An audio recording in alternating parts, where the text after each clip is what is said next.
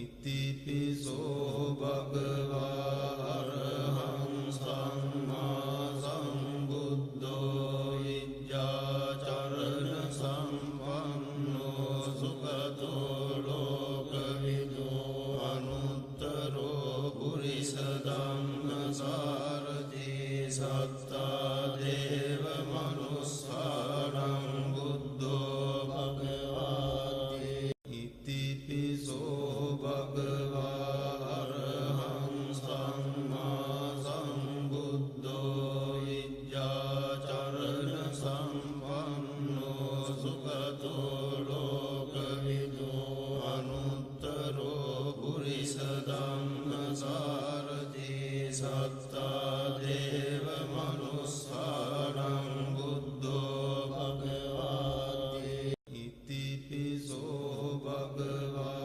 Araham Samma Sambuddho Ijjacharana Sampanno Sugato Lokavido Anuttaro Purisadhamma Sarati Satta Deva Manussaram Buddho Bhagavati Itipiso Bhagava Araham Samma Sambuddho Ijjacharana Sampanno Sugato Lokavido Anuttaro Purisadhamma Sarati Satta Most Venerable Ajahn Sujato.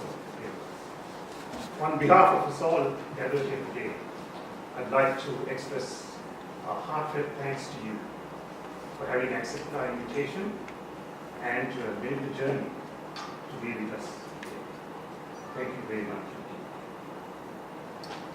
Little more than 2,500 years ago, I believe that the teachings of the Lord transformed the life of perhaps the most brutal king that India ever knew into one of sheer benevolence, which also led to the advent of Buddhism into Ceylon. And isn't it profound that 2,500 years later, that we could be celebrating that those very teachings and reflecting on the impact that it has on the lives of people who are looking for peace and contentment in all that they do. Just reminds us of the sheer wisdom of the Lord's teachings. And there is no one who is better equipped to share the Thripitaka concept with us than the Venerable Reverend himself. For those of you who may not be familiar with his background, I have made a note because I think it is my duty to enlighten you on how fortunate we are today to have his presence. The most venerable Ajahn Sujato, affectionately known as Bhante Sujato, is a senior Theravada Buddhist in Australia. He was ordained in Thailand in 1995. As well as being a mediator and a teacher, the Venerable Ajahn Sujato is a scholar of early Buddhism with several published books and essays of original and often groundbreaking research. He contributes to Buddhism in Australia through a wide variety of forums and organizations, including the Australian Sangha Association, Federation of Australian Buddhist Councils, Australian Partnership of Religious Organizations, Australian Association of Buddhist Counselors and Physiotherapists, Australasian Association of Buddhist Studies, and Australian Religious Response to Climate Change, amongst the institutions that he supports. He was the founding abbot of the Santi monastery in Bandanoon, and in 2015 he left Santi and dedicated the benefit of the Bhikkhuni Sangha. Raymond Lamb, senior writer at Buddhist Global, describes him as one of the most incisive and courageous progressive thinkers in contemporary Western Buddhism. Venerable Ajahn Sujato is the co-founder of SuttaCentral.net, an international website which hosts the teachings of the Buddha in 40 different languages. He tirelessly working on improving Sutta Central website to make the words spoken by the Buddha accessible to more people across the world. Venerable Ajahn Sujato resides in Harris Park, a small suburb in western Sydney, and finds his daily dana by going on Pindabad, and that reflects his humility. We are so proud and honored by your presence, Venerable Thero, and it is indeed my pleasure to invite you to address the audience. That's all. Shall we now take the three refuges and the 5 precepts? Namo tassa bhagavato arahato samma sambuddhassa. Namo tassa bhagavato arahato samma sambuddhassa. Namo tassa bhagavato arahato samma sambuddhassa. Buddhang saranang gacchami, Dhammang saranang gacchami, Sanghang saranang gacchami, Dutiyampi Buddhang saranang gacchami, Dutiyampi Dhammang saranang gacchami, Dutiyampi Sanghang saranam gacchami, Tatiyampi Buddhang saranam gacchami, Tatiyampi Dhammang saranam gacchami, Tatiyampi Sanghang saranam gacchami. Anatipada veramani sikkhapadang samadhiyami. Adinadana veramani sikkhapadang samadhiyami. Kamesu miccācara veramani sikkhapadang samadhiyami. Musavada veramani sikkhapadang samadhiyami. Surameraya majjapamadatthana veramani sikkhapadang samadhiyami.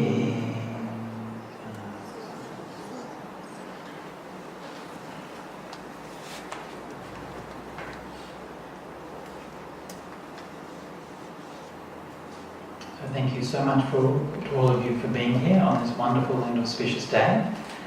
Thank you to the High Commissioner for his very, very kind introduction. And we know that his health is not great at the moment, so he may have to excuse himself early. So if you see the High Commissioner leaving early, please don't think it's because he doesn't like what I'm saying. And also thank you so much to the committee and the community here at the Kamba Temple for inviting me once more. And as some of you may know, I have been here, used to come here on a semi-regular basis for quite a number of years, teaching various Dhamma classes and things. For the last few years I've been away, and primarily I've been in Taiwan, where I spent 3 years, nearly 3 years, translating Pali suttas.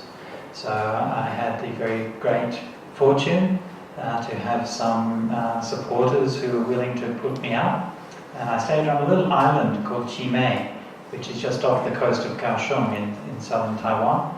And they just put me in a little house there and gave me some food and let me do my Pali translations. So this was a very, very wonderful time of my life when I had could spend all day, every day with my best friend, the Buddha, and listening to his words and trying to manifest his words as best I could. It's such a beautiful time. I only have one regret, and that is that there's just not enough suttas. I wish there could have been more so I could have stayed there for longer. But all good things must come to an end. And so now here I am back in Australia again. And we have the chance to celebrate the Pali Tripitaka and to support the Sri Lankan government's initiative to have the Pali Tripitaka inscribed on the UNESCO Memory of the World Register. Thank you so much. So today is a triply auspicious day. Not only is the day when we've come together to celebrate the UNESCO, the Sri Lankan government's proposal for the UNESCO, it's also the Boya Day, and it's also World Happiness Day. Did you know that? I didn't know that. Anyway, apparently it's World Happiness Day, so may you be happy. And what better way to celebrate World Happiness Day than to come to the temple and to spend time listening to Dhamma and talking about Dhamma. So now for this evening, I have a bit of a slideshow for you. Now, I have to warn you, okay? I have to warn you, this could, I'm a bit of a Pali geek, so stop me if I go on for too long, all right? I will try to restrain myself, but when you get me going on my favourite topic, it could, well, just keep going. But I want to encourage everybody here just to relax and to feel free to ask questions if you have any questions at any point, okay? So I'm going to be giving a bit of a slideshow and a bit of a background and explanation about what it is that we're doing. Does that sound like a good idea? Everyone happy to do that? Okay, excellent, very good. So Dhammam dese di adi kalyanam madhye kalyanam pariyosana kalyanam sattham sabhyanjanam kevala paripurnam parisuddham brahmacharyam takaseti. The Buddha teaches Dhamma that's good in the beginning, good in the middle, and good in the end, meaningful and well phrased. And he reveals a spiritual practice that's entirely full and pure. So this is a passage which we find in the Pali text repeated so many times as a description of what it is that the Buddha is doing and what it is that he's teaching. Now notice those two words, sattham sabhyanjanam. Sattham means with the meaning. Sabhyanjanam means with the phrasing. These two things. And in the early text, in the Pali text, it talks about these two things quite explicitly. Right?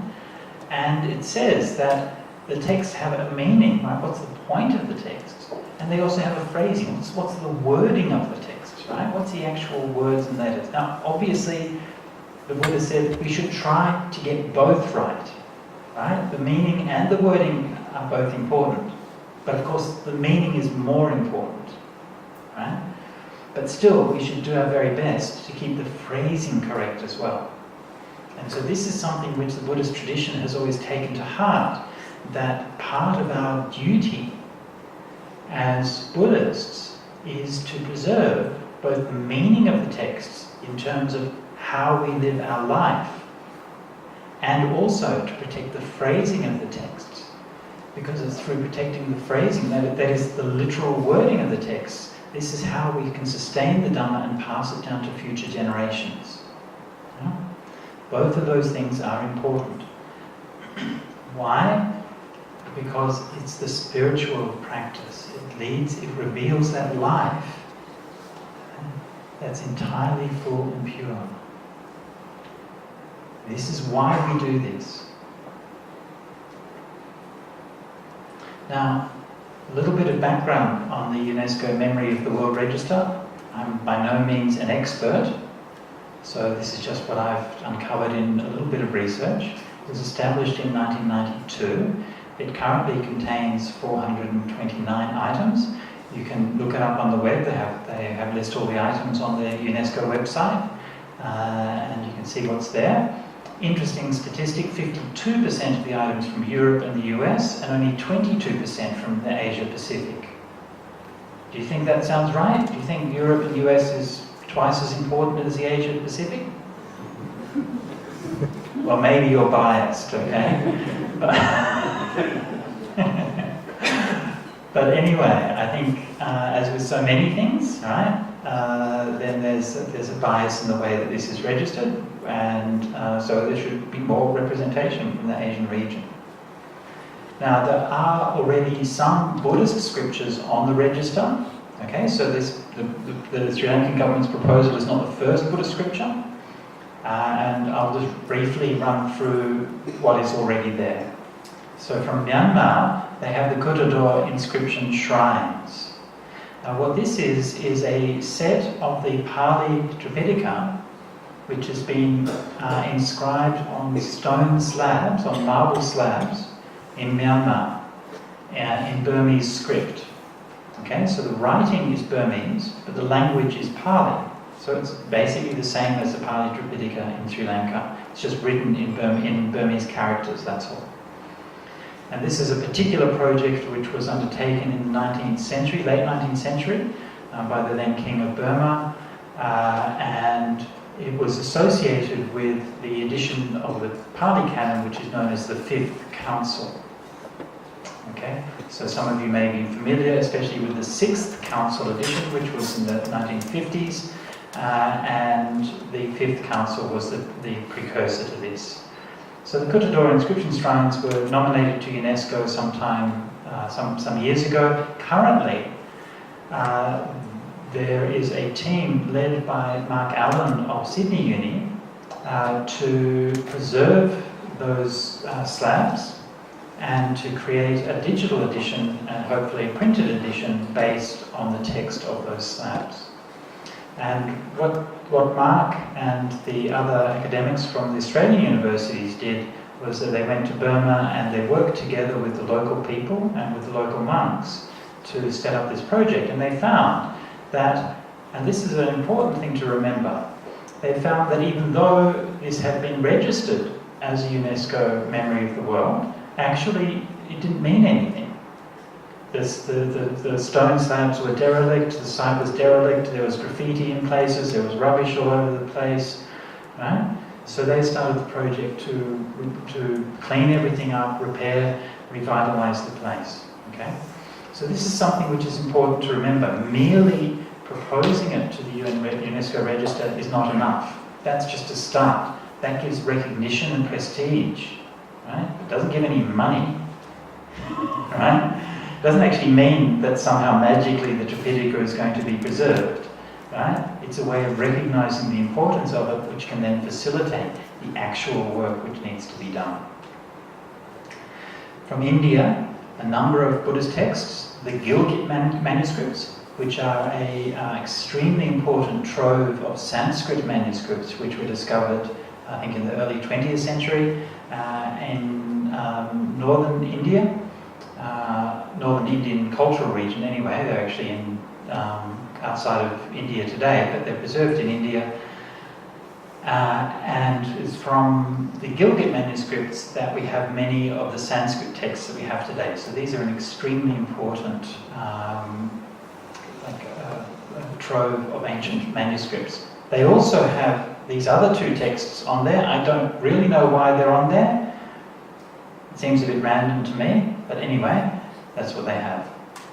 From Mongolia, they have the Kanjur, which is the Tibetan canon. Okay? So the Tibetan Buddhist scriptures, written with 9 precious stones. So this is a very beautiful, decorative edition of the Mongolian Tripitaka. Okay? The Mongolian, like I said, is translated from Tibetan. They also have the Mongolian Tanjur, which is the commentarial text. So the Kanjur is the canon, Tanjur is the commentary. So they don't actually have any from Tibet, but this is from Mongolia. From Korea, they have what is known as the Thripitaka Koreana. Now this is a slightly misleading name. In fact, this is the Chinese Buddhist canon. All right, but it was it was copied, and this edition was made in Korea, which is why it's called the Korean one. There's nothing Korean about it, in fact, except for the fact that it's in Korea.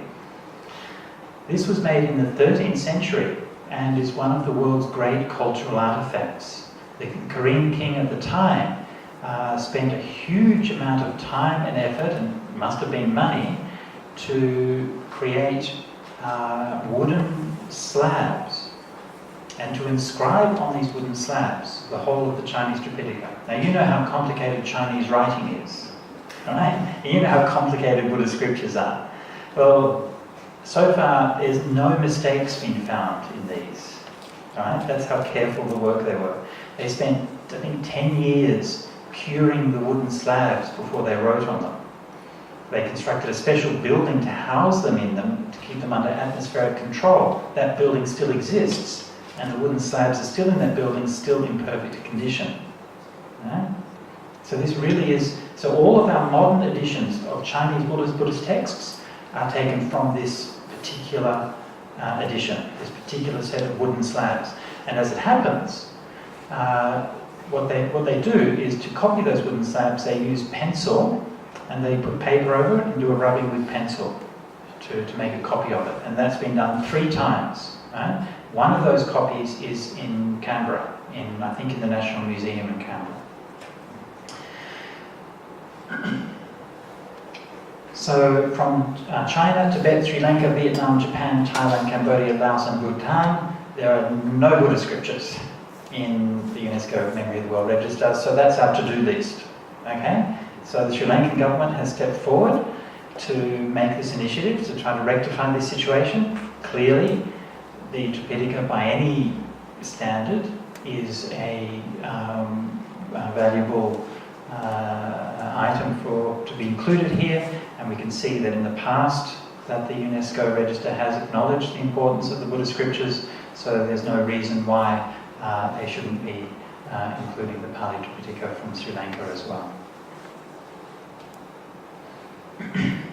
Now one might ask, why do we need the Pali Thripitaka from Sri Lanka? We have, after all, many Buddhist texts from the early period. We have texts in Chinese, Tibetan and Sanskrit and so on. We have, as we saw before, we have the Burmese edition is already in there, of the Burmese edition of the Pali Thripitaka. Actually, the early Buddhist texts, the pre-Mahayana texts in Chinese, are greater in number than the Pali. So somebody might think, well, what's special about the Pali Thripitaka that we have to include it here? And I just wanted to just make this clear so that you will understand what I'm talking about before we proceed. When I mentioned previously, we talked about the Tibetan canon. We have a Mongolian edition of the Tibetan canon, we have the Chinese Thripitaka and so on. These Tripitakas in Chinese and Tibetan are quite different than the Tripitakas we find in Pali, okay? And in fact, the whole idea of the Tripitaka is not nearly as clear in those collections. In the Pali Tripitaka we have the 3 baskets, the Suttas, the Vinaya and the Abhidhamma, okay? It's quite straightforward. This is what the Thripitaka means, this is what these 3 collections are. Now in the Chinese and Tibetan, we also have those things, right? So you also have sutta collections that are very similar to the suttas in Pali. You have Vinaya collections that are very similar to the Vinaya in Pali. You have Abhidhamma books that are very similar to the Abhidhamma books in Pali. But you also have a whole range of other things, right? And so these are the later texts, treaties, Mahayana sutras, Tantric sutras, and so on and so forth. So these are all texts which were composed at a later period of Indian Buddhism, but which were included in their canon, in their Tripitaka.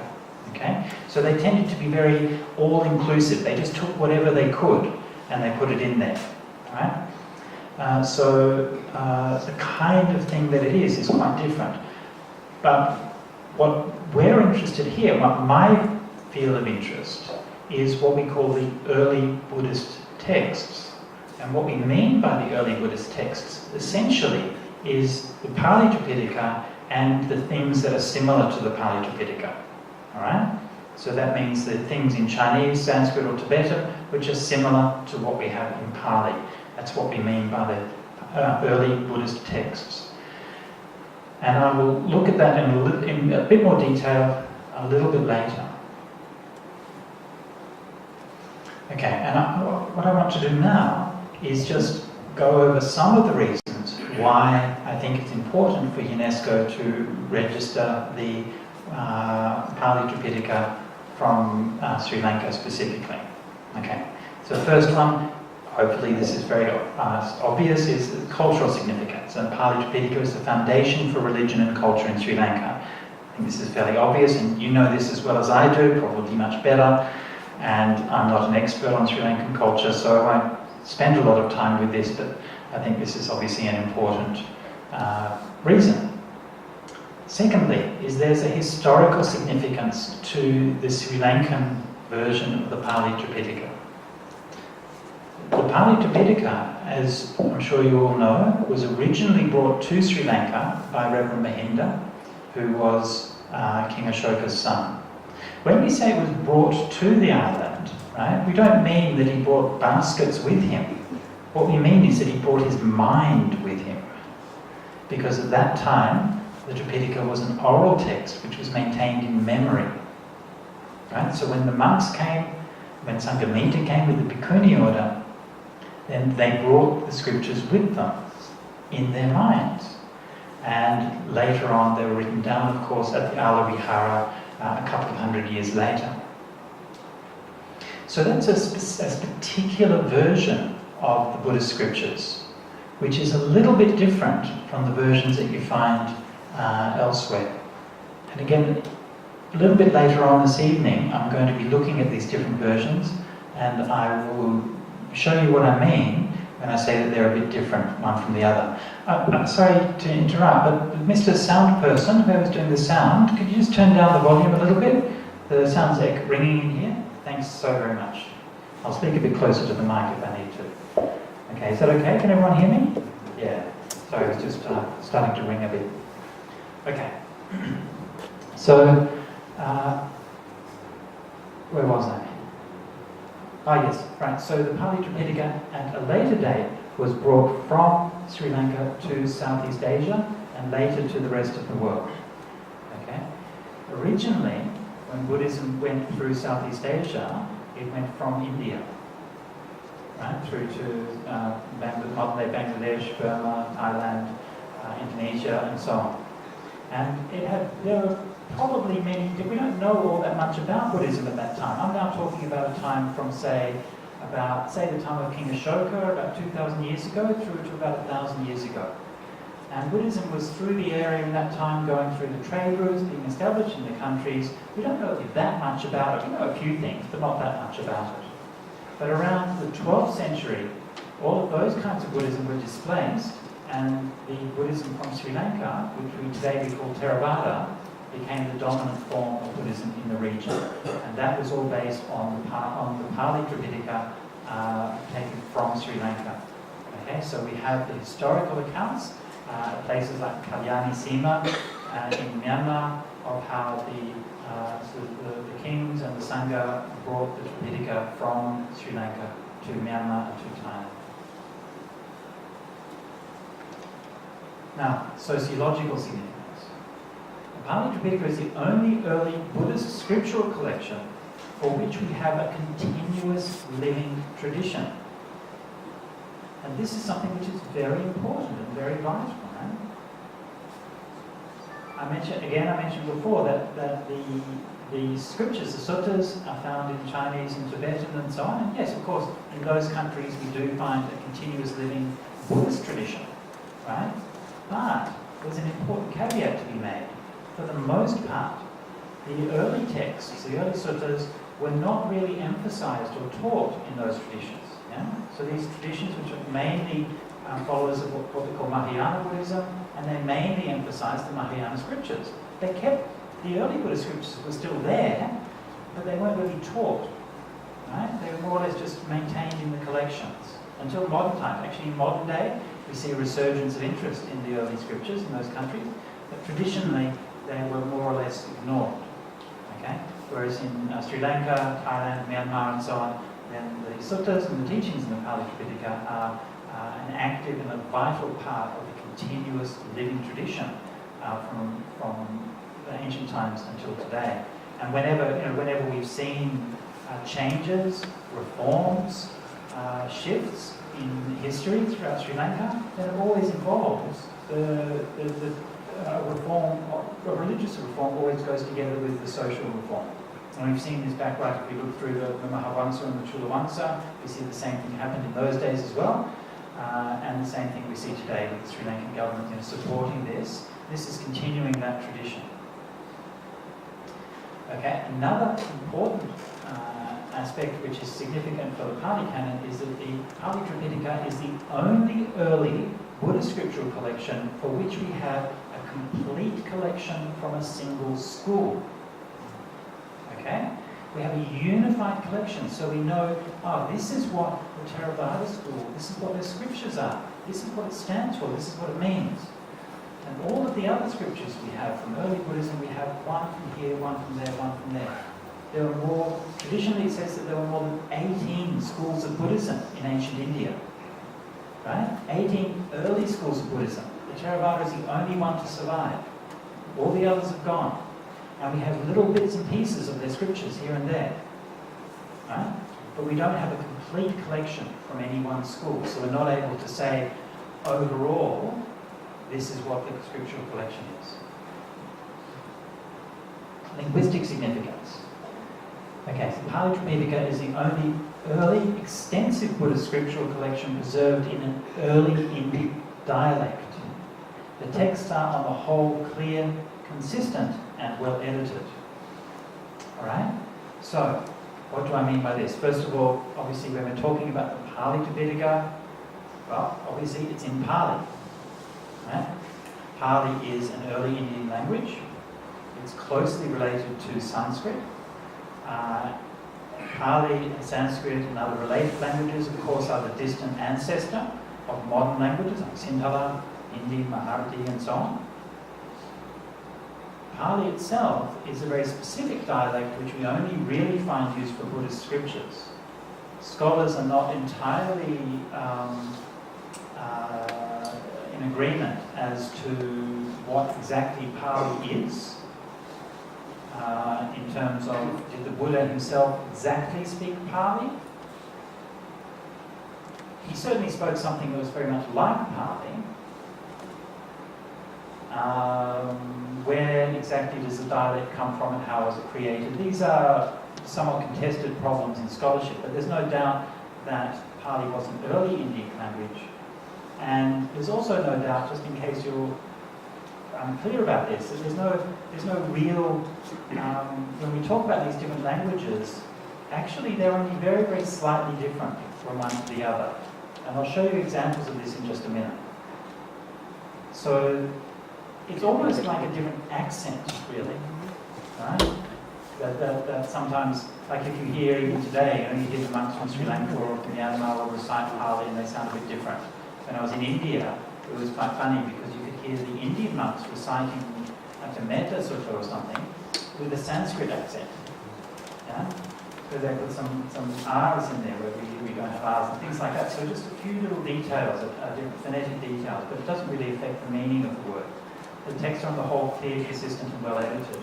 Having just translated 1,000,000 words of Pali, I can't tell you how thankful and how grateful I am for that. Yeah? That we can actually read these ancient texts in a way that's so clear. It's quite astonishing, really. And I'm going to dwell on this point a little bit. And I'm just saying, actually, no, I won't do that. I will continue for just a moment, and I'll come back to that.